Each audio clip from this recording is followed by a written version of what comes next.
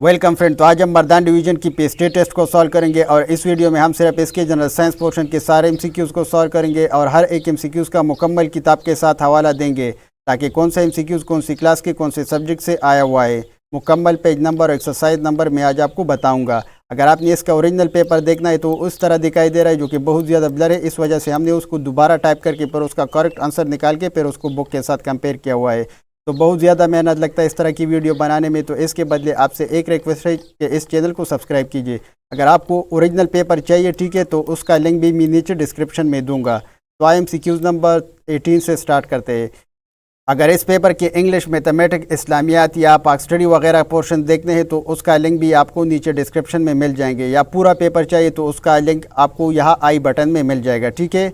तो स्टार्ट करते हैं एमसीक्यूज़ नंबर 18 से। हम पेपर बी फॉलो करते हैं, वहाँ पे जनरल साइंस पोर्शन के एमसीक्यूज़ 18 से ही स्टार्ट हुए थे, ठीक है। तो MCQs number 18, MCQs number 18, what is the potential effect of high frequency radio waves emitted by mobile phones on human health.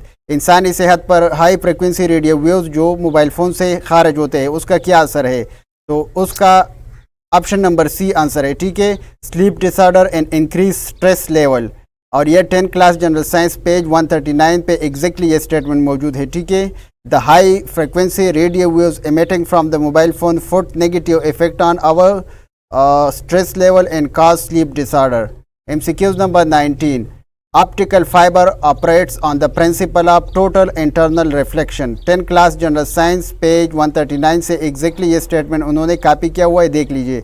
Optical fibre operate on the principle of total internal reflection, ठीक है, और ये total internal reflection का phenomena है।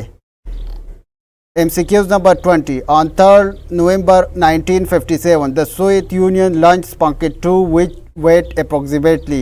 तो Soviet union ने 3 दिसंबर 1957 को एक सैटेलाइट लॉन्च किया था, उसका वेट 508 किलोग्राम था, ठीक है। On 3rd November 1957, the Soviet Union launched Sputnik 2 which weighed approximately 508 kilogram. MCQs number 21. In radio stations, a person talk in microphone. 10 class general science page 176. In the radio station, a person talk in a microphone, ठीक है। 9th और 10th general science से इस paper में बहुत ज़्यादा MCQs आए थे, ठीक है। MCQ number 22. If the source of the pollution is stationary or immobile, then that is called point source of pollution, ठीक है। तो 10 class general science page 96. If the source of pollution is stationary or immobile, then that is the point source of pollution. 23. In a gas meter, which of the following is attached to the wheel that display the volume of the gas consumed on the dial, ठीक है।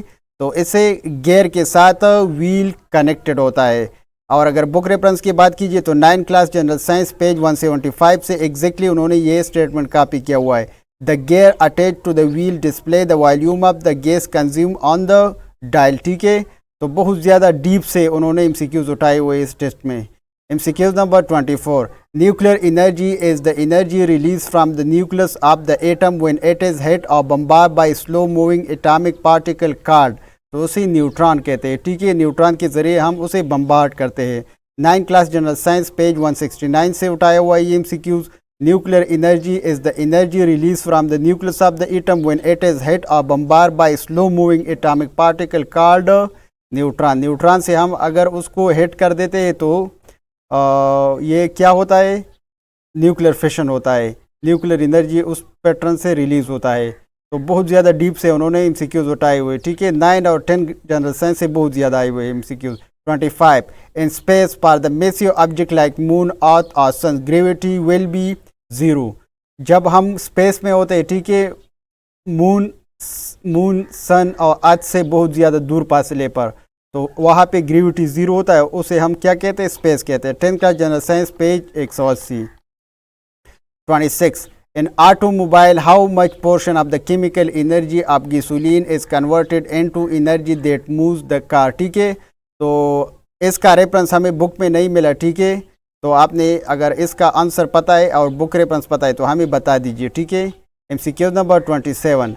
Kidney, ureter and bladder are the organ of which of the following system, तो इसे excretory kidney, ureter and bladder ये excretory system के parts है। 7 class general science page 8 पे ये present थे, हमने वहाँ का डायग्राम ठीक है क्रॉप करके आपके साथ यहाँ पे पेश किया हुआ। Kidney, ureter, bladder, the excretory system remove waste from the body, ठीक है। एग्जैक्टली ये एमसीक्यूज उन्होंने इस डायग्राम से बनाया हुआ है।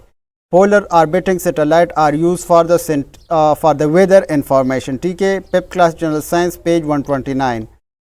वेदर्स ऑर्बिटिंग सैटेलाइट जो होते हैं पोलर ऑर्बिटिंग सैटेलाइट ये वेदर इंफॉर्मेशन के लिए यूज़ होते हैं। एग्जैक्टली यह से उन्होंने ये एमसीक्यूज बनाए हुआ है। 29 which of the following country were among the first to issue polymer notes, तो ये भी इसका भी रेफरेंस हमें नहीं मिला, ठीक है। तो आपने इसका भी आंसर और रेफरेंस दोनों हमें कमेंट सेक्शन में बताने हैं। MCQ number 92 the maximum number of cattle that a grassland can sustain support as known as, तो उसे कैरिंग कैपेसिटी कहते हैं।